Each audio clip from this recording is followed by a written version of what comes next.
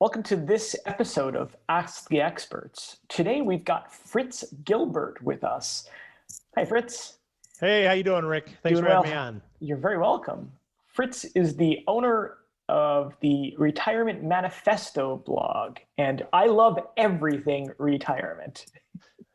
I'm with you on that, Rick. It's and it's not only the preparation for, which is what most of us are in, but when you actually make the transition to and then life in retirement, it just gets even better, right? So I'm passionate about retirement and helping people figure out how to get there and how to enjoy it once you arrive. It's a great topic. And you and I know what happens in retirement. I mean, I retired 7 years ago at age 35.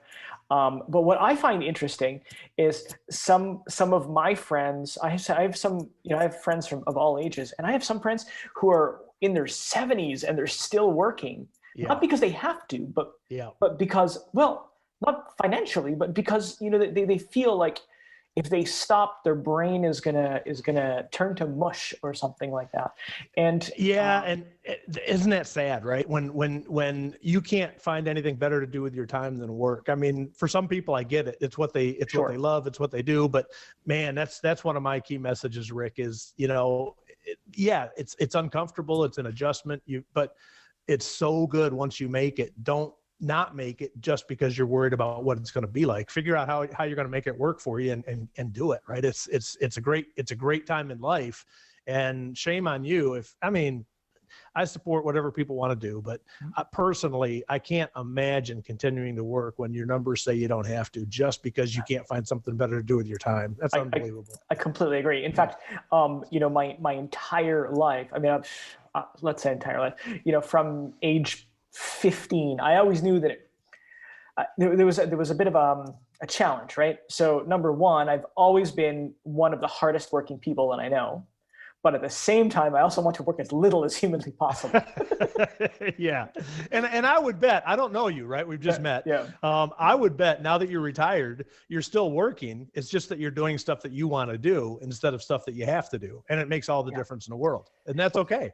Well, certainly this year, these last 12 months being the COVID year, I've done a lot more work than usual. Truth is, my time is usually spent on a cruise ship or on a beach. And then, when I'm there, I'll obviously be thinking about content creation, whether it's for a travel blog that we have or for this. But in the last year, in terms of content creation, productivity has gone through the roof. I worked I've probably put out 3 people's worth of stuff, but that's okay. That's fine. You got to make the best use of your time. That's right. And aren't you thankful that you have it? One of the advantages of side hustles, this is a perfect example of it. Things change. Obviously, this is dramatic and this is extreme, and but the point still stands. Having something like this that you can kind of ebb and flow with your availability is great, because what if you didn't have this and now you're locked down and you're stuck and you're like, well, okay, I guess I'll read another book or watch more TV or go game on, go gaming, whatever. But having something that stimulates you, is productive, gives you that feeling of productivity, and it's fun, all because you started a side hustle 8-10 years ago, and it's grown into something that gives you a purpose when you're locked down and you have nothing else to do. So one more reason to do side hustles, I think. Yeah, no, you're absolutely right. And actually blogging can be quite a good side hustle. I mean, you have a blog. Tell me a little bit more about the Retirement Manifesto. Sure. Yeah. It's called the Retirement Manifesto. I started it almost 6 years ago. I was 3 years prior to my retirement, and I retired about 3 years ago. So the first half of the blog's life was talking about preparing for retirement. And then there was a segment, for about a year when I was making that transition in the honeymoon phase. And now I'm into the more mature phase of retirement. So all the way through, I've been kind of chronicling my journey, and not just about me, but more importantly, kind of the things I'm thinking about and how it might apply to you. And, I've got maybe 8,000 subscribers now. It's grown. I think what's unique about it is, I'm an older guy, I'm 57. And there aren't a lot of people my age that are kind of the baby boomer generation, hey boomer, that are blogging. And I think a lot of the baby boomers are drawn to it at the same time, I've still got a lot of millennials because I talk a lot about the financial principles to get here. I mix in the financial basics as well as kind of the philosophy of retirement. And I kind of do half and half, you know, financial, non-financial. So it's just, I've found that I love writing, and it's become a passion of mine in retirement. And I really enjoy the interaction with the readers. I probably get 50 or 60 comments on most of my blog posts, really good interaction, strong engagement. And it's just a lot of fun to help other people on their journeys. Yeah, I have to agree. And it is so cool when I get, you know, a Facebook message or an email. I'm very accessible. I always put my email everywhere. Yeah. Some people make it hard to email them. I'm not that famous yet, but it is. I got to tell you, this is a funny story, Rick. I was calling a guy yesterday about something, and I didn't know. I mean, it was a Facebook ad for something, and I said, "Yeah, I'm Fritz Gilbert." He goes, "The Fritz Gilbert?" I'm like, "Oh my gosh!" And the guy knew me, you know. So yeah, it's kind of funny. But I'm not famous either, but occasionally people recognize the name, you know. Yeah. Well, actually, you know, I had a famous incident in June. So I live in Italy, and I was traveling in Venice right after our harsh lockdown. Things just started opening up. And so I went to Venice. Venice is a 90-minute drive from home. And what was really funny is I hire a tour guide up in many cities that I visit, because I want to see things that I will not see in every other tour guide book. And I also write for a blog. I also write for Travel Addict's Life. It's our blog. And so, you know, we were taking video and photos and that sort of thing. And, you know, within 5 minutes, we got on with the tour guide. And she thinks I'm crazy because, you know, I'm doing video, I'm doing photos. She just wants to show me, you know, this place, just like a whole long list of stuff. And I'm like doing poses and all of that kind of stuff. And wouldn't you know it, one of our followers was like, "Rick and Andrea?" I'm like, "Hi." That was pretty neat and she had no idea. Like, I mean, she's not a friend on Facebook, or at least not at the time. And no idea. It was just one of those funny things. Yep. So you are famous. See, yeah. So yeah, I know, I get it. But, you know, talking about millennials, though, what do you think? I mean, do you think millennials are saving enough to retire right now? That's a good question. If you go strictly based on the data, obviously no. But if you look at probably the people that listen to your stuff, watch your show, read your blog, probably they do, right? I think, you know, I look at my life, and I retired at 55. You retired obviously at 35. Whether you want to retire at 35, 55, or 75, that decision is really determined by what you do as a millennial. And let's say you're 35. When you're in those high earning years, you're moving through your career. If you aren't saving now as a millennial, guess what? You just chose 75, right? Mm-hmm. So I think where it has to align is if your desire is to retire early and you're not saving, you're misaligned. If your intention is to work forever and you're not saving, well, guess what? You might get fired. You might lose your job. You might wish when you're 60 that you would have saved. So no matter what your situation is, save as aggressively as you can. Don't necessarily sacrifice life. You know, don't do everything for tomorrow, and not live today. You've got to have some balance. Mm-hmm. But I would say if you're 35 and you're not saving 25%, you're probably under saving. Yeah. And I doubt now among your listeners, well, maybe, I don't know, pick a number, 50% are saving 25%, but I would bet as millennials as a whole, probably fewer than 5% are saving anywhere near 25%. In fact, I've noticed that a lot of our readers and listeners, they come to the Financially Independent Millennial to learn how to save, learn how to budget, invest, and make more money. In fact, the two most popular topics, time and time again, is number one, how to pay off debt real fast. Yep. And number two, how to earn more money. Yeah. But what the problem, and it saddens me because what I really want to get through to people is that paying off debt is great. And making up more money is great, but until you consistently spend less than you earn, you're never going to get ahead. Right? It's like the chicken and egg situation.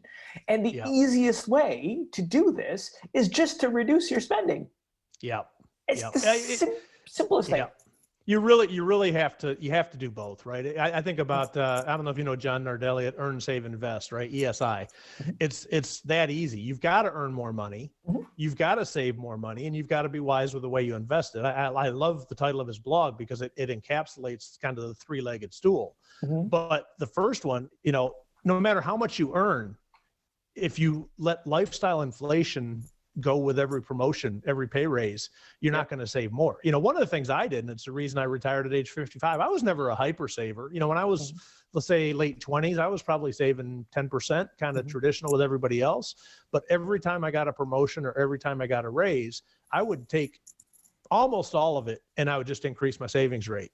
So I'd say I got a 3% raise, I'd take 2% into savings, I'd take 1% at home. You get a little bit more in your take home, but it naturally limits your lifestyle inflation and it increases your savings. Now, it's going to take some time, right? That's, I think, the other thing that millennials need to appreciate. And to me, having been through the journey, I worked 33 years in corporate America, a lot of different jobs, moved around. But once you've kind of got the thing set up, and let's say you're saving 15, 20%, and you're saving most of every raise, well, then the hardest part is you've got to be patient because it takes time. You've got to give that compounding curve time to get into where it gets steep, right? But it doesn't get steep for about 15 years, right? Now you can read Mr. Money Mustache and you can say, oh, I can retire in 15 years if I save 25, 30%. Yeah, that's true.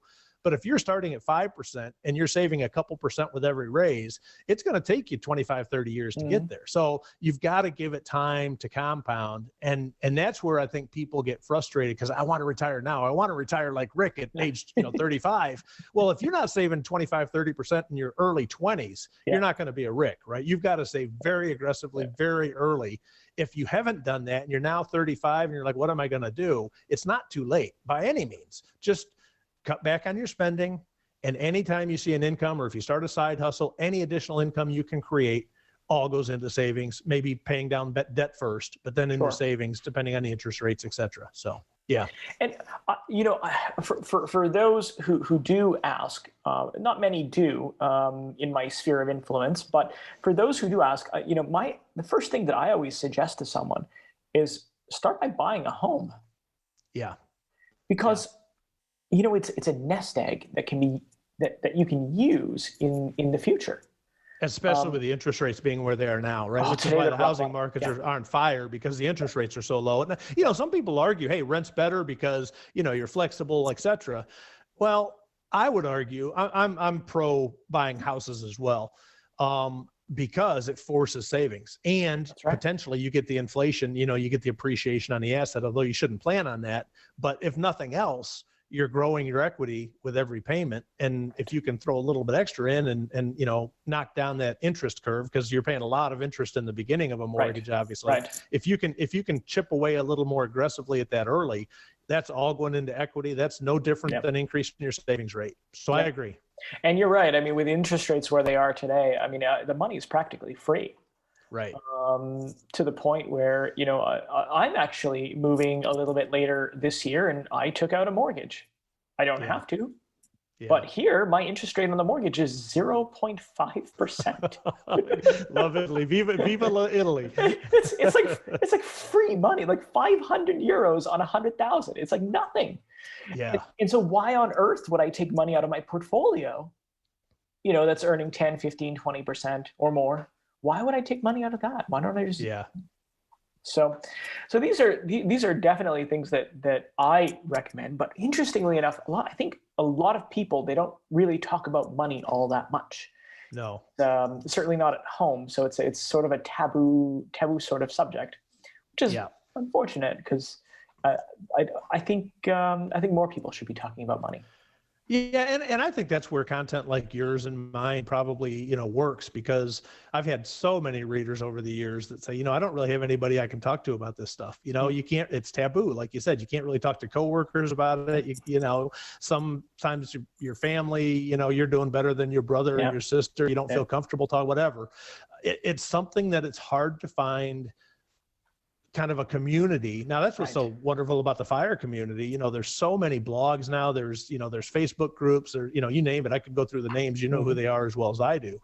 You can find places to get involved with people that love talking about this stuff. Yeah, no, you're absolutely right. And then once you hit that milestone, something, you've hit, $100,000 of net worth, or 250, or maybe you hit $1 million of net worth. Who are you going to tell? Yeah, exactly. Who do you tell? Yeah, exactly. So I guess this is part of the reason why these communities are actually doing well, because getting to that first 100K, to that next 250, to the million, is actually not the end of the world. It's just a matter of that compounding curve, as you said. If you've got that time and you invest regularly, then there's no reason why somebody else wouldn't be able to have that.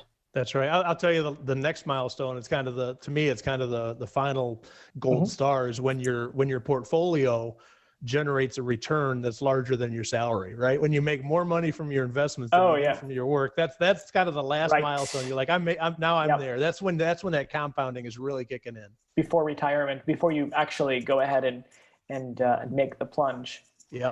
And for those who already have that, I know that a lot of folks, the tech industry, or those who are working in corporate America, perhaps they have stock options, or they have maybe they're lucky they get a wealth transfer or something. I mean, right now we're entering the biggest wealth transfer in history. Yeah. What do you say to them how do you explain to somebody that, that money is probably enough for you to live on forever? Yeah, I guess two thoughts when you bring that up. I think number one, again, your listeners are probably more financially responsible. We talked earlier about increasing your savings rate. If you suddenly have a grandparent or a parent, heaven forbid, that passes away, and you get a couple $100,000, whatever you do, don't go out and spend it, right? Yeah.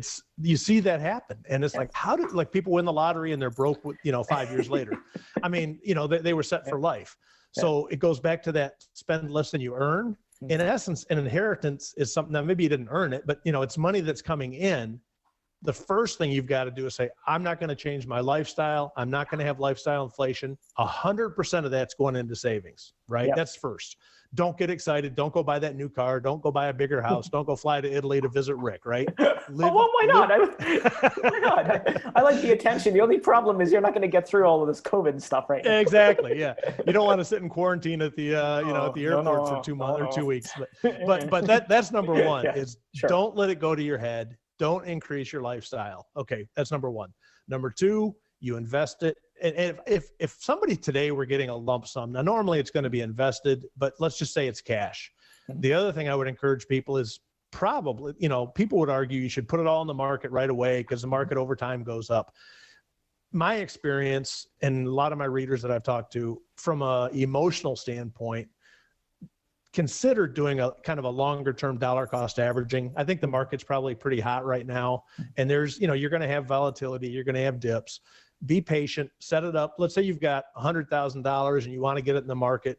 Well, plan on doing something like 20 months and doing $5,000 a month, and just set it up for an automatic transfer on Vanguard or wherever, and just automatically set it up where it goes into your, diversified mutual funds every month, and just let it gradually go in. If the market drops, maybe take another 20 grand out and drop it in, be opportunistic on the dips.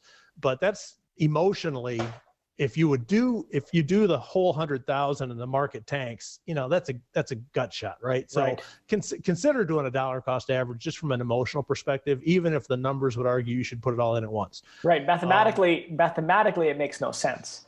Right. But it's kind of like paying down debt. You've got like the snowball method and the avalanche method. Yeah. But the avalanche method makes tons of sense. mathematically, but the snowball method works better.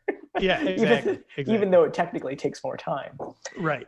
So, I think a lot of things with money are like that. You can look at purely an analytical thing and you can come up with the correct answer. And it's the same when you get into retirement. We could talk, I know your audience is primarily millennials, but how do you set up a retirement paycheck, right? There's 100 different ways to do it. And there are technically correct ways, but again, like my broader point, even where there are technically correct ways, don't forget to think about the psychological impact of what could happen in a worst case scenario if I did that. And is there a way that maybe isn't totally optimal, but it gives me that peace of mind if the worst case would happen? Always think about that when you're looking at scenarios. So when it comes to a retirement paycheck, as you were mentioning, how do you have your investment set up to give you that monthly distribution? How do you have yours set up? Yeah, and I wrote a dedicated chapter in my book. What to do when the paycheck stops is the name of the chapter. My book is Keys to a Successful Retirement, and I've written several blog posts on it. I use the bucket strategy, and that post has probably been my most read post. I walk through how I set it up, how I manage it on an annual basis, but high level, basically I've got 3 buckets. Bucket 1 is 3 years worth of cash. Sure, it's not earning any return. That's okay. It's not supposed to. It's there in case the market comes down. One of your biggest risks when you start moving from the accumulation phase to the withdrawal phase is if you get hit with a bear market and you're 90% stocks and you've got to continue to sell those stocks as the market goes down, you're really, that 4% safe withdrawal rate, that can be dangerous if you get hit with a bear market early. So you've got to have some liquidity that's protected from the bear market. So 3 years of cash in bucket 1. Bucket 2 is another 5 years, typically in bonds or maybe REITs, things that don't necessarily move with the stock market. And then everything else. So let's say years 8 and forward, if you go to 25x or 33x your spending, right? Kind of the normal 4% to 3% ratio. So that would be another, do the math, 8 years minus 30 spending is in stocks. And if you look at that as an asset allocation, that says you could still be 70% stocks. That's okay. That's not too aggressive. I'm right now, I'm about 60% stocks and then 40% bonds and cash, REITs, and alternatives. And then what I do is when the market's snow, probably once a quarter, I'm refilling bucket 1 with a quarter's worth of spending. So as I'm pulling it out the bottom of the bucket, I'm putting it in the top. And if the stock market would tank, and I'm taking that out of stocks, if the stock market would tank, I would stop doing that and I would draw down bucket 1 and give the stock market time to return. I could do that for 3 years. Sure. I could go another 5 years by selling bonds. I could go technically 8 years and never sell a stock. So that's kind of how I've got it set up. What I do is, and this might be a little bit more aggressive. Okay, I would expect that at 35, yeah. But yeah, it's a little bit more aggressive. But so my funds are essentially managed for me, and what we've got is, so it's 100% stocks, primarily almost. It would look tech heavy, but it's more S&P 500. Okay. And my distributions are taken out of margin. So on a monthly basis, I might have a positive cash balance for some time. That'll come out, so that gets sent to me. And through the year, there's a, as stocks get bought and sold, then that margin then gets wiped out. Okay. And what happened this year in March and April and in May was, my margin was going further and further into the red, but I have so much margin available because I don't buy a lot of stocks on margin. I mean, that's I did before I was retired, but afterwards, not so much. Yeah. And so that balance is almost always low. But yeah, so I'm always withdrawing from margin. And the reason I can do that is because in the event of a downturn like what happened in March and April, where literally the whole world, including myself, was freaking out, I'm not forced. Let me stop right there. I wasn't freaking out at all. Really? Never even lost a wink of sleep. Maybe because you weren't locked in your room. Well, maybe because you weren't locked in your house. because I had 3 years of cash down a little bit. Right. Because I'm like, hey, market's down, I'm going to buy some more. So I had no anxiety. That's where I said the technically correct stocks are going to outperform a 3-year cash bucket, no doubt about it. But emotionally, I sleep at night in March, right? That's where I talk about the technically correct. I'm sorry to interrupt you, but I had to make that point. No, perfectly fine. Yeah. It makes sense, and I realize that there is always different different ways of doing that. Now, do you manage your funds yourself, or do you have somebody else do it for you? I do. I've been 100% DIY my entire career. And I've managed all my investments. The other thing I should mention, you talk about how do you kind of process the paycheck. You have yours coming in monthly from your margin account. Yeah. I set up a separate Capital One 360 money market account. And I basically set it up where every month it would just automatically transfer over. And what's so beautiful about that is I can look at my January 1st balance and December 31st balance, subtract one from the other, and I can see how much I spent for the year. So it really simplifies my tracking of my spending as well. Oh, isn't that interesting? I have a slightly different way, but it's essentially the same, but I do it on a monthly basis. But yeah, that's very interesting. What do you think the outlook is? I mean, a lot of people are talking about right now the stock market is in a bubble. Yeah. And the eternal optimist in me going, I think things are looking pretty good. I mean, the whole earning recession and all of this fear of, companies going out of business and all of that sort of stuff, that might be happening on Main Street, but I'll go out on a limb. Actually, it's ironic you brought that up. I just wrote a post last week. Is the stock market in a bubble? Because everybody's asking the question, right? And I would go so far as to say that I would guarantee, strong word, I would guarantee that we'll have at least a 10% correction in the next 12 months. Yeah. Because stocks are volatile, right? So a bear is 20. Over 10%, 20%. Will we get to a bear? At some point, sure. I mean, bears come and go. They never, bears are always alive. They just hide in the woods, right? But they come out of the woods and they eat, right? They devour things that you just never know when they're going to come out.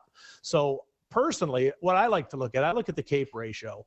To me, that's probably now you could argue with interest rates and everything else, we could go on and on about it, but you've got to pick something. And again, I don't really do anything with it. It's just something that I kind of watch. I don't try to market time. But if you look at the CAPE ratio, there's a really good study, and I included in that post, that looks at the current CAPE ratio and the correlation to the next 10-year return in the stock market. And it's a really, from 1995 through 2010, looking at the 10-year return. So obviously 2010 would be looking at the returns from 2010 through 2020. If you look at the current CAPE ratio and look at that correlation that has historically been there, it says that the stock market returns over the next 10 years will be 5% or less. I think that's fair. So are we in a bubble? I don't know. I don't try to time it. And I don't encourage anybody to try to time it. My takeaway in that post was, always be aware that stocks can go down. That's the nature of the high returns. You're going to get more volatility. And in my case, where I've got an asset allocation that includes bonds and cash and real estate, alternatives, let's call it. I have some gold and stuff like that. Make sure you've got a rebalancing plan. So as the stock market goes up, let's say you want to have 60% stocks, 40% bonds. And you put it in place 2 years ago and you've not done anything since. You're probably like 70% stocks right now, right? Because stocks have been growing faster than bonds. So if you have a process that automatically, like I do mine every year end, it's automatic every year end. That's the only time I look at my net worth, by the way. I look at my net worth once a year. I update my net worth. I update my asset allocation. And if it's gone from 60 to 70, guess what? Over the next couple months, I'm going to sell 10% of my stocks. And that forces you to sell high, right? Because stocks would have gone up. And conversely, if stocks would have gone down and I'm now at 50% stocks, guess what? I'm going to be buying low. So having a forced rebalancing process, and don't just wing it and decide when you're going to look at it. Have a process. It will force you to buy low and sell high, because that's what rebalancing is. So that's really my takeaway is there is the market in a bubble? It's highly valued right now. Is it in the bubble? I don't know. It could keep going for years, right? You never know. But if nothing else, rather than asking that question, I would encourage people, how am I managing my rebalancing? Do I have a strategy for that? And am I doing it? That's a more important question to ask than if we're in a bubble. Have you got a post about that? I do have a post. Yeah. Is the Well, stock market in a bubble? Well, if anybody wants to learn more about what you're doing in retirement, Fritz, how about we put a link in the description below? That'd be awesome. And then they can go take a look. And you also have a book to show us as well. I do. Keys to a Successful Retirement. Thanks for the plug. Cool. I wrote this, basically, I've been writing my blog about 5 years. Mm-hmm. So I wrote this about a year ago. I think it came out in May. Mm-hmm. And basically it's 26 tips that I've learned from my 5 years, 3 years preparing for retirement and 2 years of living in retirement. The 26 top takeaways of things that I've learned that will help people have a better transition and a more successful retirement. You know, your chance of depression goes up like 40% when you retire. I believe it. It's a big change. Yeah. And people that haven't thought about it, to your point earlier, the guy that's 70 and just wants to keep working, you know, this addresses that. This talks about the financial aspect, how to set up your paycheck, the bucket strategy, that stuff that we talked about. But more importantly, it talks about the psychological preparation. You know, how do you prepare yourself to move from a life where you've been working to a life where you're not, and let it happen by chance? The number one correlation that they found of people that have had successful retirements is those people tend to be people that have spent a lot of time in their last, say, 5 years of work thinking about what they want their life to be in retirement and mentally preparing for it. That's what this book's all about. So thanks for the plug. Oh, you're very welcome. And it makes so much sense because look, if you want to get anywhere, you just have to plan for it. And, you know, when I retired, it wasn't by accident. It was planned out. The timing, hey, I mean, it could have been a few extra more years. It could have been, a year or two less. But I mean, it's all about timing. It's all about planning. And executing on that plan as well. And not just planning financially, right? I think most people, as you're saving and you're going through your career, most of your time is focused on the financial. Have I got to my number? Have I got to my number? Once you get close to your number, start thinking about the non-financial stuff as well. Most people tend to focus almost exclusively on the financial. And the whole point of my book and my blog is to make sure people are recognizing the need to focus on the non-financial planning as well. Great. Well, that's great advice. Fritz, this has been so much fun chatting with you today. Thank you again for joining us on this episode of Ask the Experts. Yeah, thanks, Rick. It's a real honor to be on your show, and I wish you the best of luck, and good luck getting out there traveling again. I look forward to, I'll have to check out your travel blog and see where you head out to later this year. Sounds good. It's called Travel Addict's Life. All right. I'll take a look at it. Excellent. Take care. Thanks.